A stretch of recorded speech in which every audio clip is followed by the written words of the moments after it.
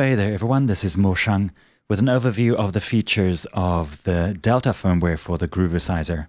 And as we go through these, keep in mind that it's pretty much exactly the same, at least on the sequencer side of things, as the Alpha firmware. So it could pretty much work for both of those. It's only on the sound generation side that things differ. So on first booting up the Groovesizer, you will be on the edit page, and you will see F1 is lit. And with this, on this page, on the edit page, you can start entering notes, and you do so by pressing one of the steps on this step grid. This row is the control row with your control functions, and this is your note grid of 32 steps. So we enter steps, and if they're blinking like that, it means you can change their pitches, and you do so with this pot 6 on the far right. And to stop a note from blinking, you would press it again. So those two are set now, they're solidified, and the ones that are still blinking you could change the pitches of. If you want to stop them blinking altogether, you can hold Shift L and press F1 and they stop blinking. Now we can add some more tones.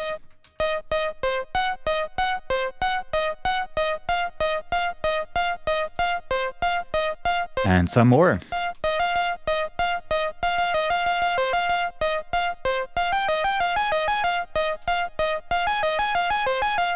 So let's take that as our basic pattern for now. On the next function key on F2, we have mutes. So you can mute steps, but their values get retained so that you can unmute them again, and they're exactly the way they were. If you want to kill a step completely, you would hold Shift and press it, and now it's dead and gone.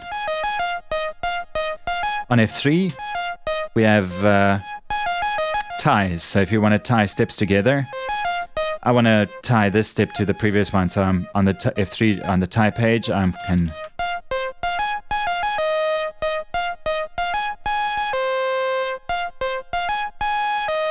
and untie them again the same way. On F4, I have slides, and those let you slide from one pitch to the next. So I want to slide from this pitch to that one, so I'm going to press that one.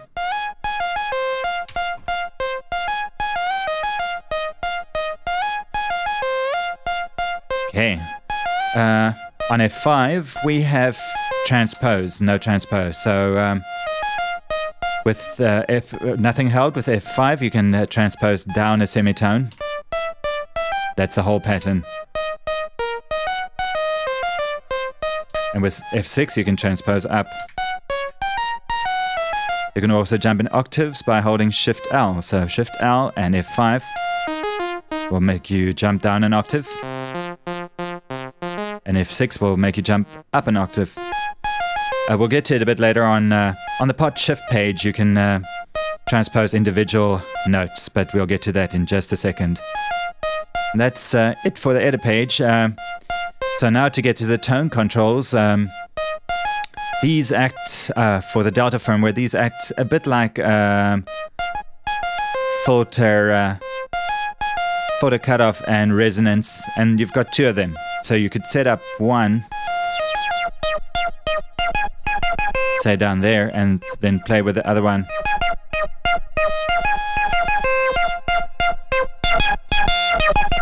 Things get a bit wild.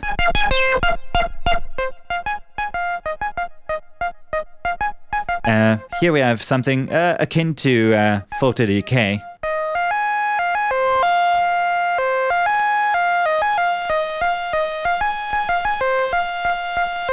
That's on pot 5.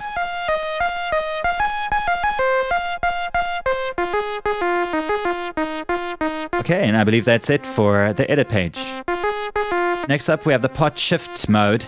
And to get into it, you would press Shift R, and that's this blue one on the far right.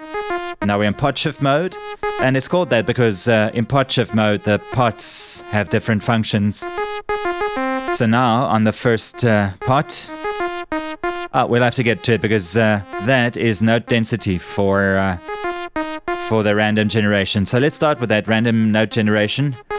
On F1, we have chromatic random note generation. That adheres to a center frequency that you can set with in edit mode with this note entry knob, pot 6. And what note density does, this pot 1 here in this case, lets you choose how many notes there will be in the sequence. From very few to lots. On F2 we have random note generation, and this is major mode. So we'll create a pattern in major mode with F3 in a minor scale and F4 in a pentatonic scale. And all of these you can also make endless, so that you can hold Shift L and then tell it to create a new pattern by the time it reaches the end, the final step. Now it will create a new pattern. And that works for all of the modes. So once again, to change the center frequency, you would go back into edit mode and change the note value.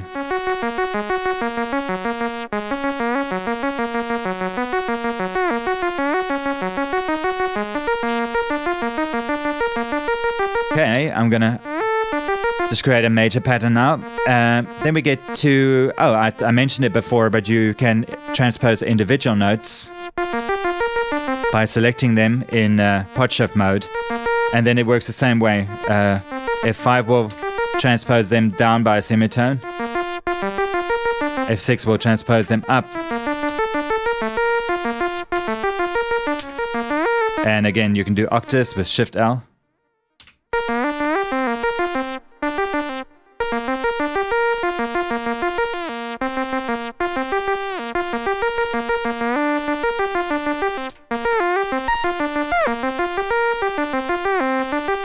Okay,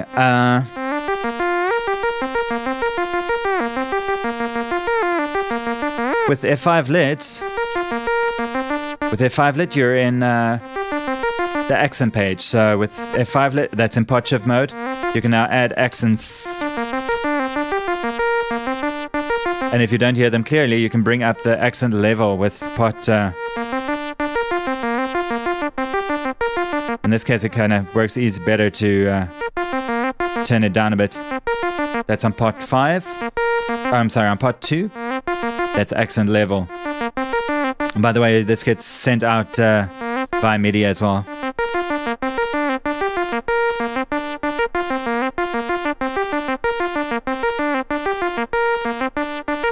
Okay. So, swing up next. And that's on pot 3. Oh, sorry, no, this is sequence length, so you can choose how long your sequence is with pot 3.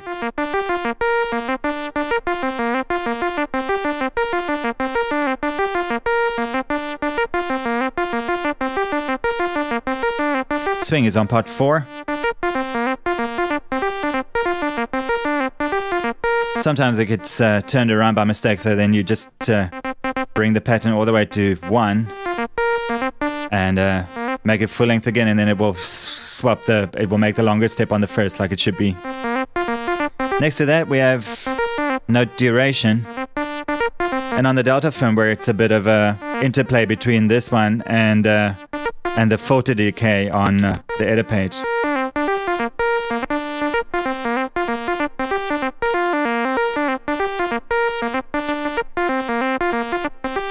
So if I bring them both down, you can hear it pretty well.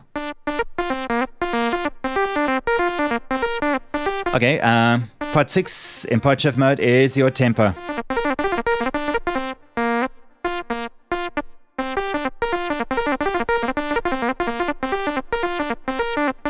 And you can do fine tuning by nudging it with Shift R and F6. It will show you the actual value 106 at the moment, 107. 117 BPM. And Shift R and F5 to bring it down. And that's it for the pod shift mode. Oh, one thing I forgot in edit mode is that you can record automation. So and that is for pod 1, unfortunately only. But let me show you how that's done. You hold Shift R, and then it will be recording your knob movements. And this you can send out as well as MIDI automation.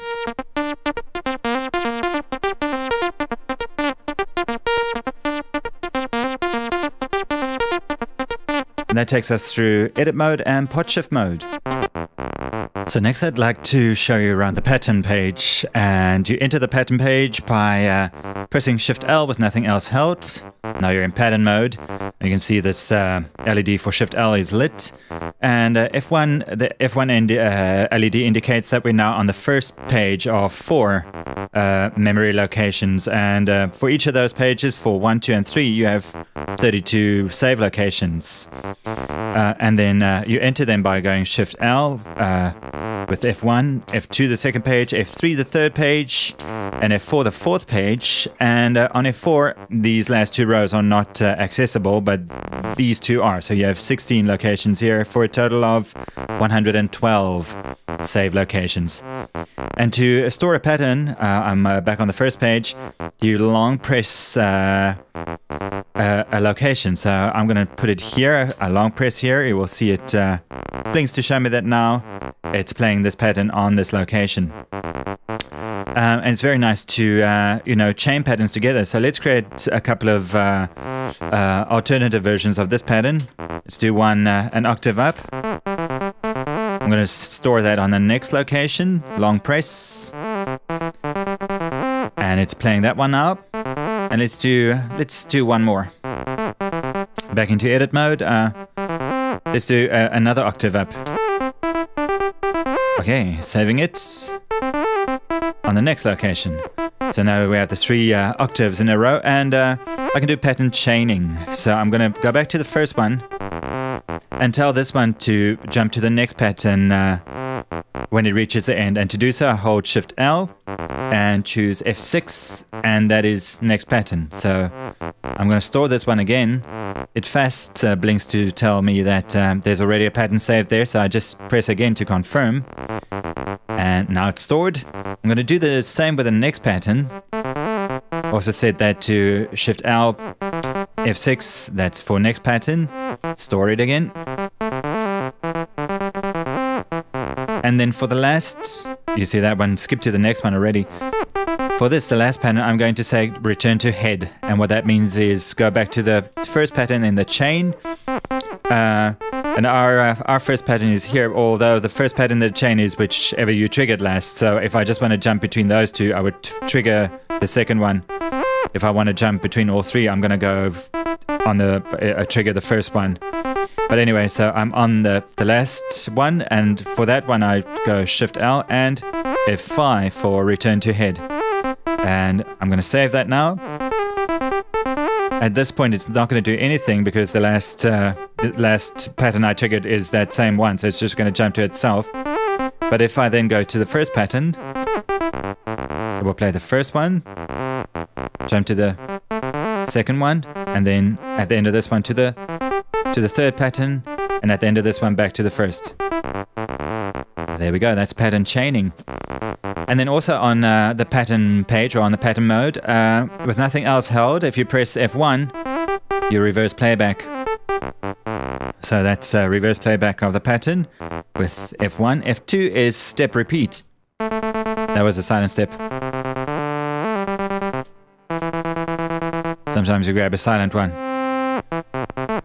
So step repeat, and then F3 is random. So we'll just pick at random one of the steps in that pattern. Or if you pick the last one, then with a follow mode, it's going to go to the next one, next pattern. And there we go. That's it for the pattern mode.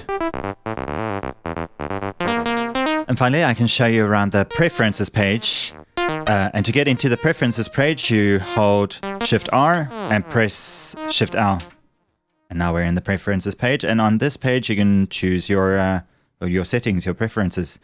With F1, you choose whether or not to send MIDI sync out. If you want to slave other instruments to the Groovesizer, you can do so. And this sync out is mutually exclusive with this one, F2, which is automation out.